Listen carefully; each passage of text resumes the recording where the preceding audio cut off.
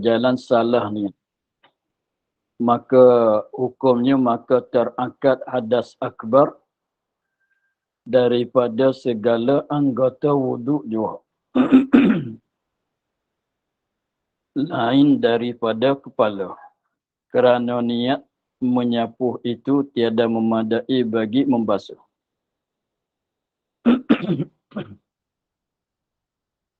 Jadi dia nak mandi janabah.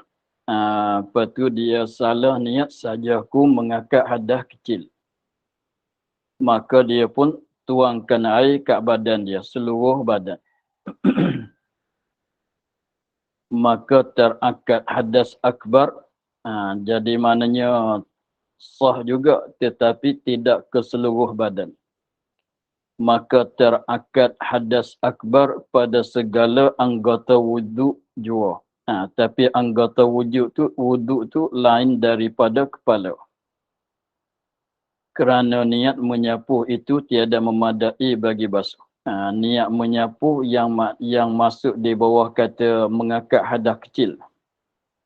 Itu tidak memadai tidak memadai bagi basuh kepala. Dia niat saja aku mengangkat hadas kecil, dia pun tuanglah air seluruh badan. Maka yang terangkat hadasnya ialah hadas besar kat muka terangkat. Hadas besar kat tangan sakat dia basuh tu terangkat. Hadas besar kat kaki sebelah bawah daripada buku lali, mulai daripada buku mata kaki itu seterusnya sampai hujung jari itu terangkat. Mana yang lain masuk juga kepala itu tak terangkat. Walaupun dia dah tuang seluruh badan sekalipun. Tapi yang terangkat hadas besar itu daripada segala anggota wuduk saja. Yang lain daripada kepala. Maka kepala tu tak memadai. Walaupun dia dah tuang kat kepala, tetapi dalam perkataan niat dia tu saja aku mengangkat hadas kecil. Maka mengangkat hadas kecil tu ialah mengambil wuduk. Mengangkat hadas kecil tu ialah dia mengambil wuduk. Maka apabila dia niat mengangkat hadas kecil, maka di kepala tu dia sapu. Di kepala tu hukumnya sapu. Sebab tu tak akad hadas besar di kepala. Walaupun dia dah tuang meratai seluruh kepala sekalipun. Tetapi dengan sebab lafaz niat dia tadi. Lafaz niat dia tadinya ialah saja aku mengangkat hadas kecil. Maka maknanya saja aku ambil wuduk lah. Pada maknanya begitu saja aku mengangkat hadas kecil, maka hadas kecil di kepala kita basuh ke kita sapu. Di kepala tu kita basuh ke kita sapu. Jawabnya kita sapu. Walaupun dia tuang dah basah keseluruhan kepala sekalipun. Tapi tak panggil kata basuh. Walaupun dia dah tuang basah seluruh kepala sekalipun, tak panggil kata basuh. Sebab kepala tu nisbah bagi wuduk dia sapu. Sebab tu tidak terangkat. Sebab dia asalnya begini. Niat kita ni macam niat sembahyang. Niat kita ni seperti kita niat sembahyangnya. Usalli saja aku sembahyang. Dengan maknanya saja aku sembahyang, mana saja aku nak mengerjakan segala rukun-rukun sembahyang. Saja aku sembahyang, maknanya saja aku mengerjakan segala rukun-rukun sembahyang. Maknanya kalau apabila kita niat saja aku sembahyang, aku nak solat, maknanya aku nak takbiratul ihram, aku nak baca Fatihah, aku nak berdiri hingga seterusnya. Jadi maknanya apabila kita niat saja aku sembahyang, masuk dalam niat kata saja aku sembahyang tu masuk segala rukun-rukun sembahyang. Kalau begitu apabila kita baca Fatihah masuk dalam niat atau tidak masuk dalam niat kita? Masuk dalam niat kita dah masuk dalam niat. Kenapa? Sebab kita niat nak solat. Setengah pada solat tu baca Fatihah. Rokok, kita ada niat nak rokok ke tidak? Jawabnya ada niat rokok. Mana? Dah masuk dalam kata aku solat. Saja aku sembahyang, maka masuk dalam katanya nak solat tu, nak rokok, nak tidal, nak sujud, nak apalah. Dengan seterusnya. Maka demikian juga. Maka dengan sebab itulah apabila kita nak rokok tu tak payah kita niat saja aku rokok. Apabila kita nak tidal, kita tak payah niat saja aku tidal. Tak payah kita niatnya begitu. Sebab semuanya yang kita akan buat di dalam perbuatan solat tu kita dah niat ke semuanya. Sampai ke salam pun kita ada niat juga. Sebab masuk dalam kata aku solat. Aku solat tu maknanya aku nak mengerjakan segala rukun-rukun bagi solat. Maka apabila di sini, apabila kita niat saja aku mengangkat hadas kecil walaupun tersalah sekalipun, padahal dia nak mandi janabah. Padahal dia nak mandi janabah, tetapi dia niat saja aku mengangkat hadas kecil. Maka dalam makna kata mengangkat hadas kecil tu, maknanya aku nak basuh muka, aku nak basuh tangan, aku nak sapu kepala, aku nak basuh kaki. Pada maknanya begitu. Maka di muka terangkat hadas besar sebab kita basuh. Sebab masuk dalam niat kita. Sebab dia mandi dengan basuh ni sama. Mandi dengan basuh dia sama. Cumanya mandi meratai badan. Basuh ni setengah-setengah badan saja. Tapi caranya sama, mesti mengalirkan air. Adapun sapuh tak menyampaikan basah kepada kepala, tak syarat kena mengalir. Jadi apabila kita niat tersalah saja aku mengangkat hadas kecil, mana kita dah tuang segala badan sekalipun. Tetapi yang masuk di bawah niat saja aku mengangkat hadas kecil tu, mana kita muka kita basuh. Aku nak basuh muka, aku nak basuh tangan, aku nak sapu kepala. Maka niat sapu kepala itulah tak mada untuk nak jadi hadas besar. Fahamnya begitu. Itu mana katanya kerana niat menyapu. Kalau orang tanya di mana pula niat menyapu kepala. Itulah yang masuk di bawah kata saja aku mengangkat hadas kecil. Sebab masuk di bawah kata saja aku mengangkat hadas kecil tu, maknanya kita nak basuh muka, kita nak basuh tangan, kita nak sapu kepala, kita nak basuh kaki. Maka di kepala macam mana niat kita? Nak sapu. Maknanya sapu. Walaupun kita tuang air meratai, mengalir di kepala, seluruh kepala sekalipun, tapi niatan kita tadi apa dia? Nak sapu kepala. Kalau begitu sapuh bukan basuh. Kalau begitu sapuh tu bukan basuh. Lalu tu tak memadai. Jadi maknanya kena niat sekali lagi lah. Kena niat sekali lagi, tuang sekali lagi yang lain daripada muka, daripada tangan, daripada kaki. Jadi maknanya sekadar tu dah memadai. Sekadar di muka dah terangkat hadas besar, di tangan sakat kita basuh tu dah mengangkat hadas besar, di kepala tidak. Di kaki jadi. Di kaki itu pun mulai daripada atas sedikit, daripada mata kaki hingga ke hujung jari. Maka lain daripada tu kena mesti kita niat lain. Saja aku mengangkat hadas besar, merataikan yang tak meratai lagi. Sehingga kepala pun mesti kena tuang sekali lagi pula. Itulah mana katanya kerana niat menyapu itu, niat menyapu kepala. Niat menyapu itu, niat menyapu tu daripada mana? Dari yang niat menyapu yang masuk di bawah makna kata aku mengangkat hadas kecil. Sebab jaga di situ. Dia katanya lain daripada kepala kerana niat menyapu. Niat menyapu tu di mana kita niat? Yang masuk di bawah kata niat hadas kecil tu lah. Sebab pada maknanya saja aku mengangkat hadas kecil, mana saja aku nak basuh muka, nak basuh tangan, nak sapu kepala. Tu ada niat di situ. Nak basuh kaki. Macam niat solat lah. Saja aku sembahyang, pada maknanya saja aku nak baca Fatihah, saja aku berdiri, saja aku nak rokok, saja aku nak tidak, saja aku nak sujud pertama, saja aku nak duduk antara dua sujud, saja aku nak duduk sujud yang kedua sampai ke saja aku nak baca tahiyat akhir, nak selawat, nak beri salam. Pada maknanya begitu. Maka apabila kita niat mengangkat hadas kecil, maknanya kita niat nak sapu kepala, tak ada niat nak apa? Nak basuh kepala. Maka perbuatan kita dia menjadi mengikut apa yang kita niat. Likulli mri'in ma nawa. Kita niat mengangkat hadas kecil, mana kepala tu sapu.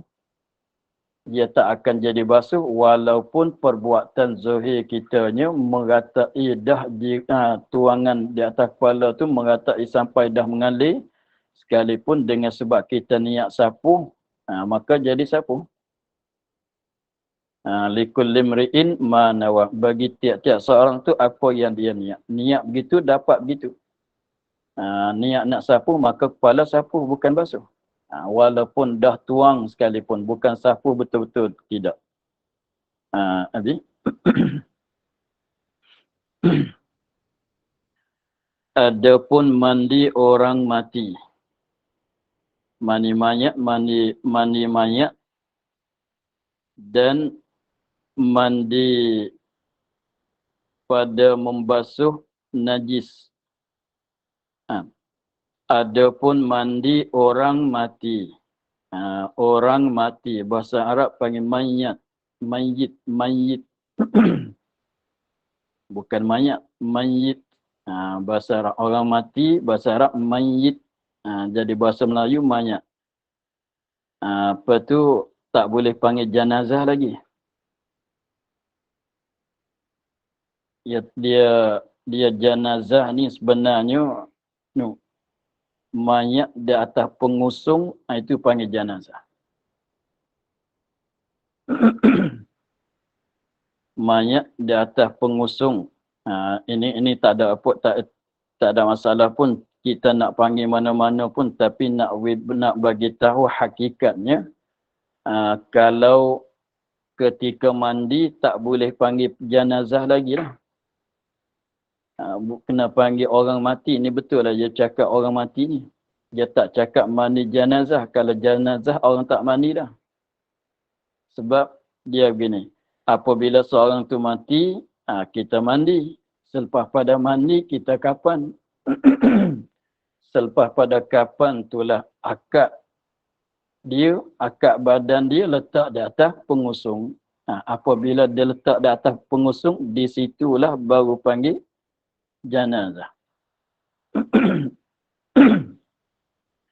Di situlah baru panggil jenazah. Maknanya kalau selama akad di atas pengusung untuk nak solat, untuk nak bawa pergi kepada tempat solat, di situlah dia panggil jenazah. Dengan maknanya jenazah tu ialah mayat di atas pengusung. Mana kalau belum diusung, diletak di atas pengusung, tak boleh nak panggil, tak dipanggil jenazah. Tak boleh nak panggil jenazah, lepas tu nak panggil apa? Panggil orang mati. Panggil orang mati.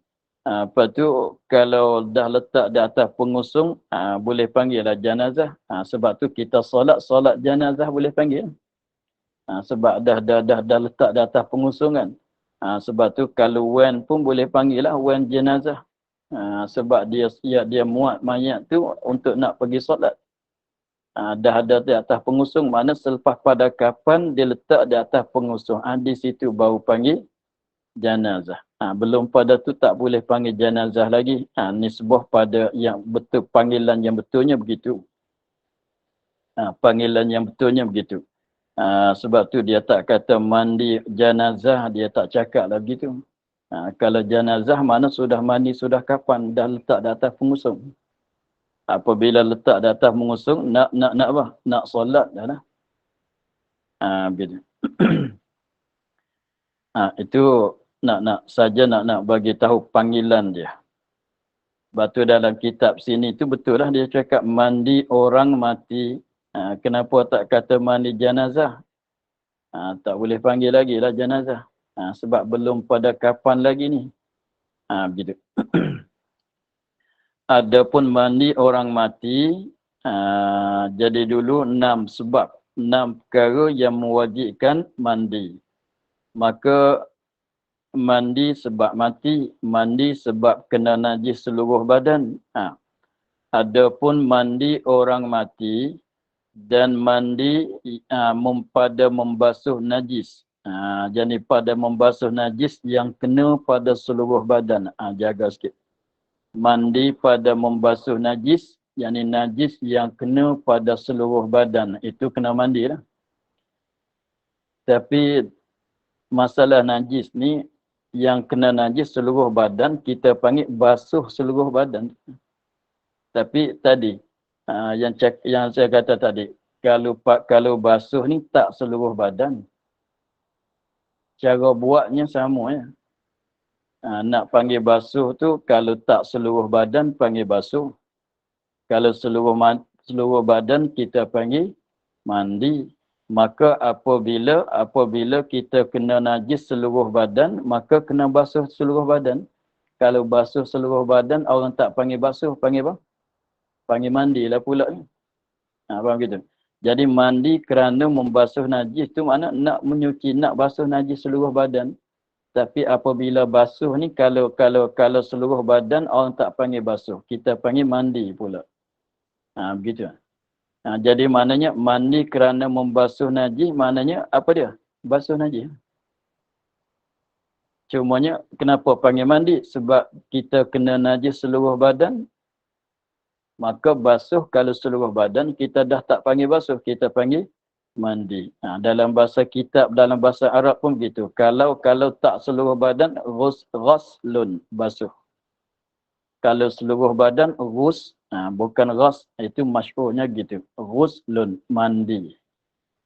Jadi mandi dengan basuh sama, cumanya beza di seluruh badan ke tidak seluruh badan. Jadi maknanya nak bagi faham katanya, mandi membasuh najis, apa dia? Kita nak basuh najis tu lah. Kita nak basuh najis tu lah. Cumanya najis tu kena ke seluruh badan. Maka kena basuh seluruh badan. Apabila basuh seluruh badan, kita panggil kata mandi. Itu dia. Dua masalah. Dua perkara ni. Satunya mandi mayat. Mandi orang mati. Yang keduanya mandi sebab kena najis seluruh badan. Hukum dianya tiada wajib niat. Ni hukum dia.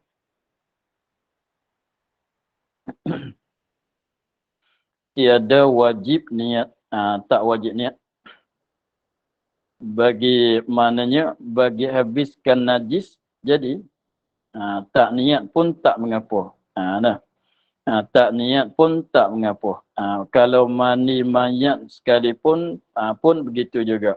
Bagi merataikan mengalir air seluruh badan orang mati itu dah memadai. Walaupun orang yang mati itu dia tak niat apa. Siapa masa ambil air tuang kat badan mayat, meratai, mengalir.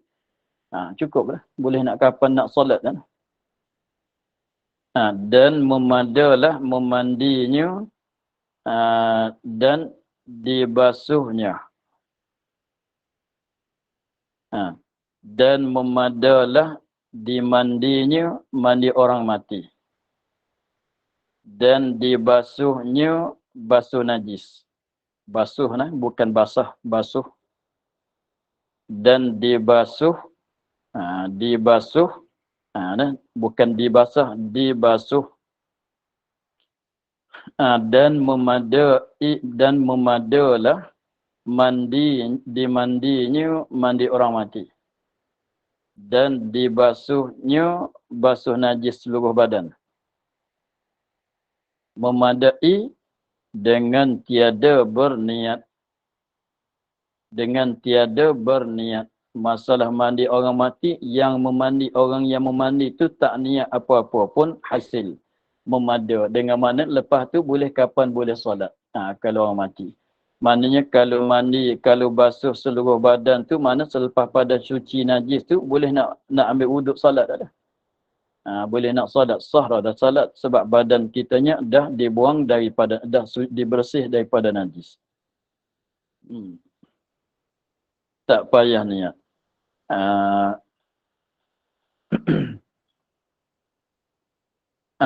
Lepas tu pulanya kalau katanya memadai dengan tiada niat. Jadi maknanya basuh najis sekalian badan, apa dia? Tidak berajak kepada niat. Tidak berajak kepada niat. Maka dengan sebab tak berhajat kepada niat, dengan sebab memadai dengan tiada niat, kalaunya kita terlupa katanya badan kita kena najis seluruh badan. Lepas tu kita terlupa. Tiba-tibanya hujan turun. Kita pun berjalan kat tengah hujan, hujan pun turun lebat. Kita berjalan kat tengah hujan yang turun lebat itu, tapi kita tak teringat dah kata badan kita kena najis. Lepas tu kita berjalan kat hujan yang lebat atau kita menyelam di dalam air. Ketika kita menyelam dalam air itu, kita dah terlupa kata badan kita ada kena najis seluruh badan. Maka apabila selepas pada kita berjalan kat hujan yang lebat tu, maka badan kita tersuci daripada najis. Dengan tak sedar katanya kita dah membasuh. Dengan tak sedar kata kena hujan yang lebat tu menyucikan najis yang seluruh badan kita. Maka kita ambil wuduk dengan tak ingat kata ada kena najis dan kita dah basuh dengan sebab kena hujan tadi. Kita ambil wuduk salat. Sah ke tidak salat? Sah. Walaupun maknanya dia tak sengaja kena hujan saja, dia berjalan dari hujan sebab tak ada payung ke masalah. Tak ada payung, hujan turun lebat, dia berjalan kat tengah hujan, jadi hujan tu menipai akan najis seluruh badan dia, habis. Atau dia menyelam di dalam air, maka tapi yang menyelam tu bukan dia kosak nak menyucikan najis yang ada kat seluruh badan. Dia menyelam di dalam sungai masalah. Maka dia tak ingat dah tu. Kata badan dia kena najis, dari pulaknya dia menyelam pun saja nak mandi begitulah. Tak ada kosak nak basuh najis ke tidak. Maka dia terlupa tu kata dia ada kena najis. Tapi dia menyelam dalam sungai. Atau dia berjalan di dalam hujan yang lebat. Lebat sehingga menyucikan badan dia ke semua. Maka dia ambil wuduk. Ketika dia ambil wuduk tu pun, tapi badan dia dah suci. Tapi dia tak sedar tu. Tapi dia tak sedar katanya ada kena najis seluruh badan, saja terlupa. Dan ada apa dia? Dia dah basuh, dah suci dengan sebab dia menyelam, dengan sebab dia kena hujan, dia ambil wuduk. Dia solat. Selepas pada habis solat baru ingat, tadi badanku kena najis seluruh badan. Aku tak basuh pun. Dia ingat begitu. Tapi aku berjalan dalam hujan tadi.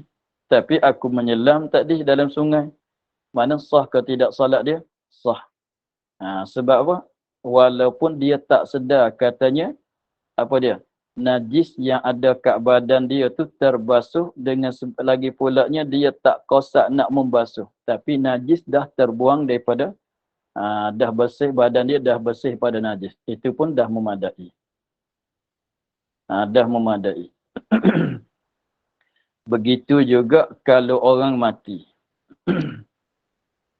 Contohnya kalau nak cerita nakalnya, ada orang tu mati.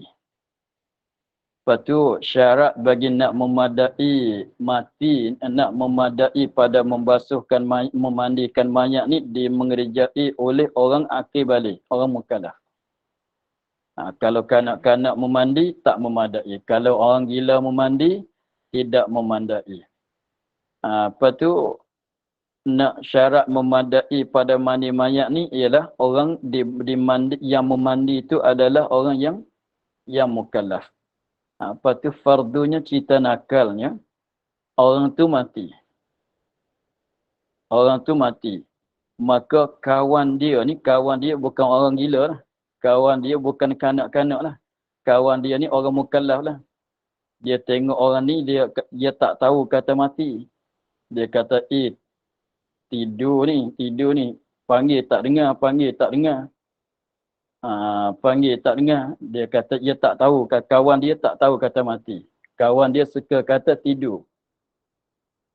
Dengan sebab tidur, dia panggil, dia kejut tak sedar. Dia nak marah, dia akak mayat tu selam dalam air.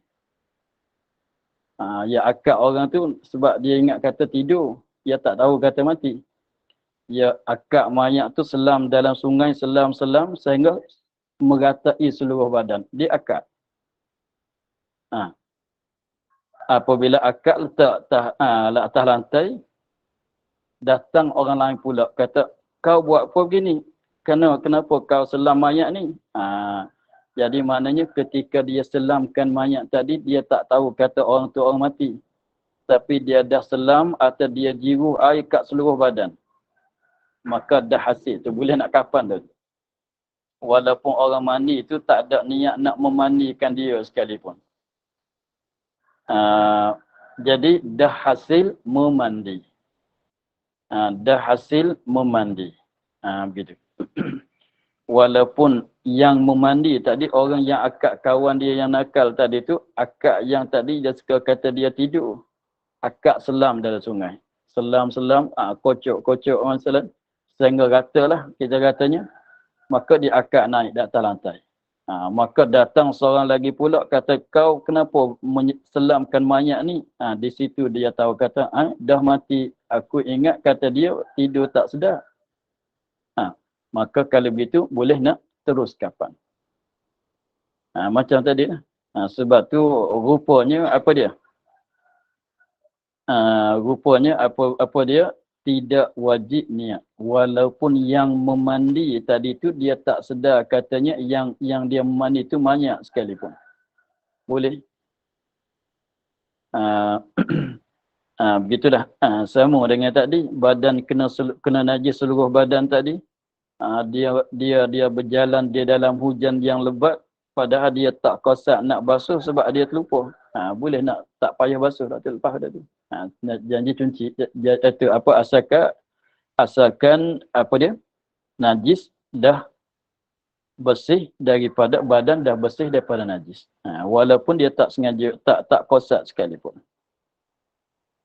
Itu maknanya. Kenapa? Sebab tak diniat, tak disyarat kena niat, kerana maksud daripadanya daripada mandi orang mati dan mandi pada membasuh najis.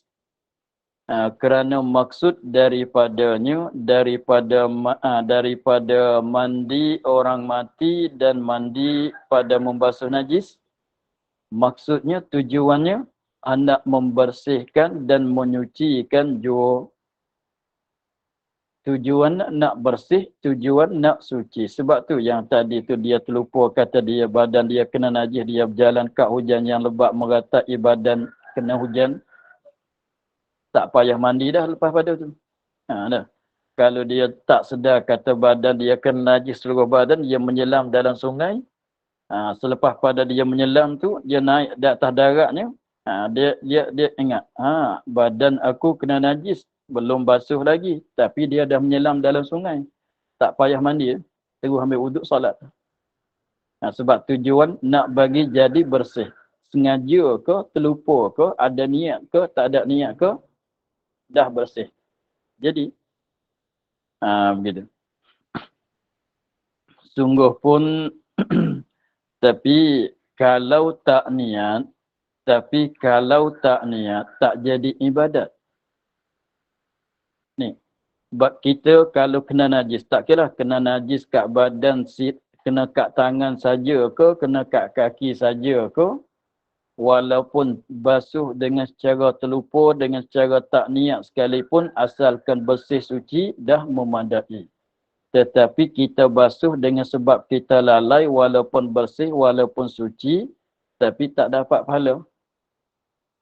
Tak dapat pahala sebabnya, sebab jadi tak ada kosaktan kita. Tetapi untuk nak dapat pahala, selain pada jadi bersih, dan juga nak dapat pahala, mesti kena ada niat. Apabila kita niat, ingat kata ini setengah pada yang disuruh oleh Allah Ta'ala. Sebab tu kita buat. Jadi buat kita dapat pahala sebab buat kita masuk dalam bagai ibadat. Kalau kita niat. Dah. Tapi kalau basuh dengan cara lalai tadi, memadai untuk nak solat, memadai pada jadi bersih dan suci, cumanya tak dapat pahala. Sebab apa? Sebab kita tak ada niat, tak ada qasad nak basuh. Padahal basuh najis tu disuruh oleh Allah. Padahal mani mayat itu disuruh oleh Allah. Maka tak dapat tidak kalau nak dapat pahala bagi yang memandi itu mesti kena ada qasad, mesti kena ada niat. Kalau tidak, tak jadi ibadat, tak dapat pahala. Sebab terkosong daripada niat. Tapi tilik kepada, walaupun tak niat, tak apa, lalai sekalipun. Walaupun lalai sekalipun, tapi dah hasil suci, bersih, maknanya boleh nak kapan. Kalau mayat, boleh nak solat. Kalau orang hidup kena najis. Begitu. Tetapi sunat niat pada hatinya, hati orang yang mandi. Nak dapat pahala, kena niat lah. Niat dah hati saja ku mandi akan tengok dia niat di depan. Ingat dalam hati apabila kita nak basuh najis yang kena kat badan kita walaupun tak seluruh badan sekalipun, nak dapat pahala kena niat. Niat macam mana? Niat katanya bagi ingat dalam hati, kalau kita nak basuh najis, ingat katanya itu kita ingat kata nak basuh najis. Tapi tak macam niat mandi lah. Kena menyertai di awal basuhan. Tak mesti gitu. Bagi ingat katanya kita basuh najis sebab Allah Ta'ala suruh kita basuh. Sebab tu kita basuh. Ingat kata bagi sedar. Jadi mana niat di sini masalah basuh najis tu bagi sedar. Katanya kita nak basuh. Begitu. Dan pada masalah mani mayat tu niat dalam hati sunat dan sunat juga melafaz dengan lafaz niat. Dan melafazkan dengan lafaz niat. Jadi benda yang kita nak niat dalam hati untuk nak mani mayat tu, kita kata dengan mulut dulu. Itu 2 kali sunat lah. 2 kali sunat. Jadi tapi kalau mani janabah, kata dengan mulut tu sunat. Niat dalam hati tu wajib.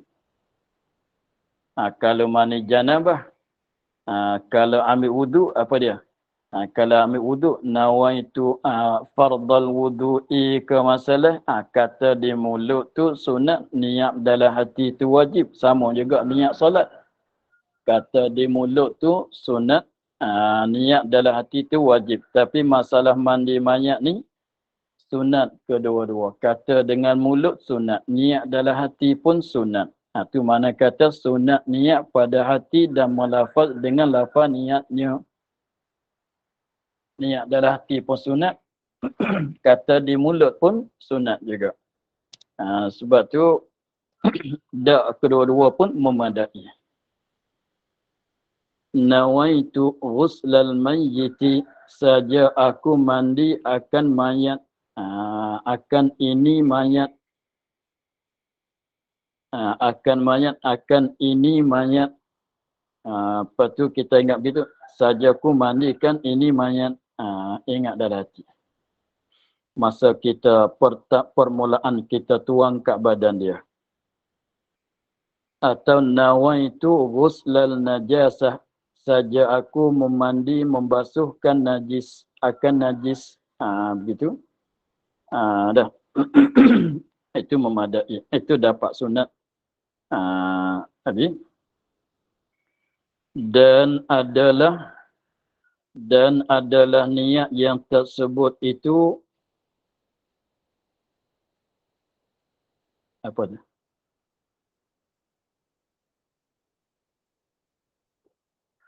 Dan adalah niat yang tersebut itu disertakan dengan mula-mula yang dibasuh daripada suku badannya, sama ada suku badan. Sama ada suku badan tu kepalanya pada kepalanya atau kakinya atau lain daripada kedua. Kerana tiada tertib pada mandi. Sebab tu boleh kita mulai dengan mana-mana. Sebab mandi tidak ada tertib. Sebab mandi tiada tertib. Sebab mandi ini apabila kita mandi, satu badan kita macam satu anggota. Sebab tu jadi kita gambarnya beginilah. Tak ada tertib dia macam ni. Seluruh badan kita adalah satu anggota. Seluruh badan kita mulai kepala sampai hujung jari, kaki adalah satu anggota. Maka kembali kepada basuh muka wuduk. Kembali kepada basuh muka wuduk, maka satu muka kita ni satu anggota. Sebab tu dalam basuh muka boleh kita basuh dagu dulu, pipi dulu ke, dahi dulu ke, hidung dulu ke, boleh.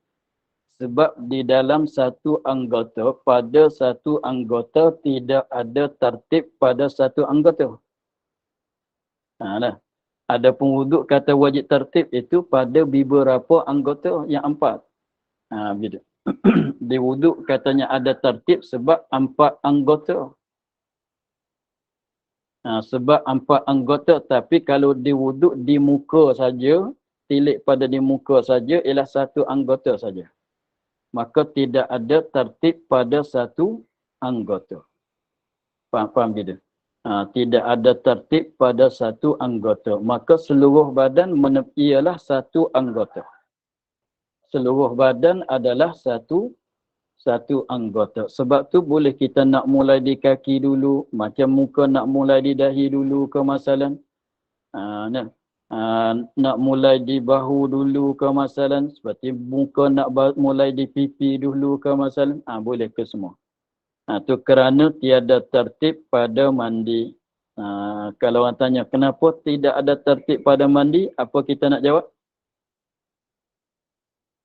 Kerana tiada tertib pada mandi. Kalau orang tanya kenapa tidak ada tak wajib tertib pada mandi, kita jawab katanya kerana satu badan kita pada bab mandi adalah satu anggota. Jadi satu badan dikira satu anggota. Maka kaedahnya tidak ada tertib pada satu anggota. Tidak ada tertib yang wajib pada satu anggota. Itu sebab dia. Maka seperti kita basuh muka tu lah. Tak mesti basuh, itu tak wajib, tak mesti basuh di dahi dulu. Tapi jangan tilik kepada sunat lah. Jangan tilik kepada sunat. Kalau sunat tu mesti kita nak ambil sunat mesti atas turun ke bawah. Sebab apa? Kalau atas ke bawah tu terlebih jimatkan air. Kalau mula daripada kaki naik itu tak jimat.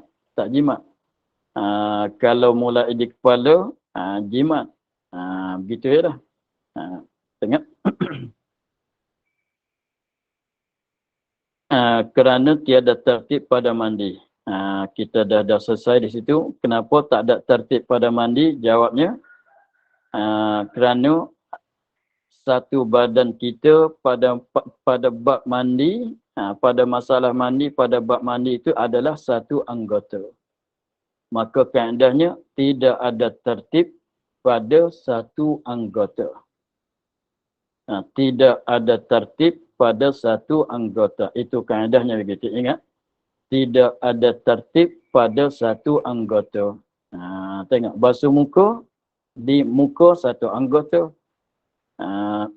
Sebab tu tangan, dua-dua belah tangan dibilang satu anggota. Kita ambil wuduk kan. Kita ambil wuduk, tangan kedua-dua belah tangan, kaki kedua-dua belah kaki itu dibilang satu anggota.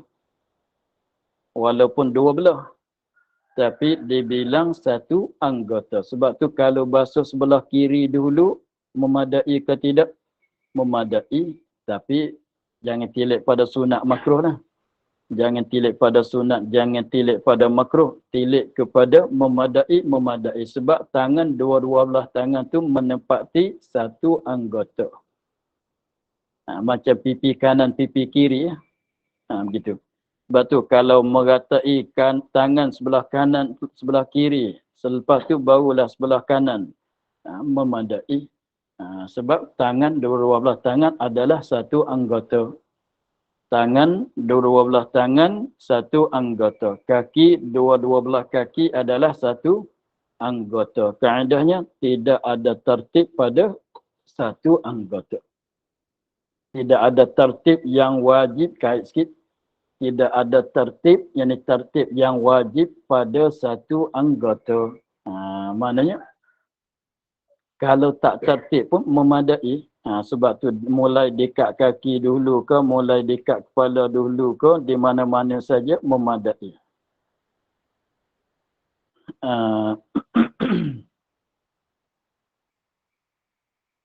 Itulah. Maka untuk hari ini kita kena akhir pada kata dan adalah niat yang tersebut itu sertakan dengan mula-mula yang dibasuh. Kita ulang balik. Dan adalah niat yang tersebut. Wallahu a'lam. Alhamdulillah. A'udzubillahi minasyaitonir rajim. Bismillahirrahmanirrahim. Alhamdulillah rabbil alamin. Wassalatu wassalamu ala asyrafil anbiya'i wal mursalin wa ala alihi wa sahbihi. Allahumma iftah lana futuha ma'arifina wa nur qulubana كلمة عملنا خالصة لله. اللهم إنا نستودعك ما قرأناه وما حفظناه وما سمعناه فرد علينا وافتح سبحان ربك رب العزة عما يصفون والسلام على المرسلين والحمد لله رب العالمين. Terima kasih Baba. Assalamualaikum. Terima kasih Baba. Assalamualaikum. Terima kasih Baba. Assalamualaikum. Waalaikumsalam warahmatullahi wabarakatuh. Terima kasih Baba.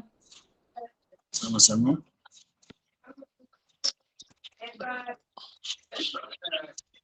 Terima kasih Bang.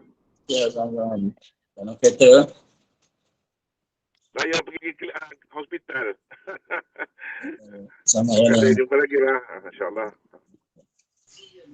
Terima kasih Baba. Assalamualaikum.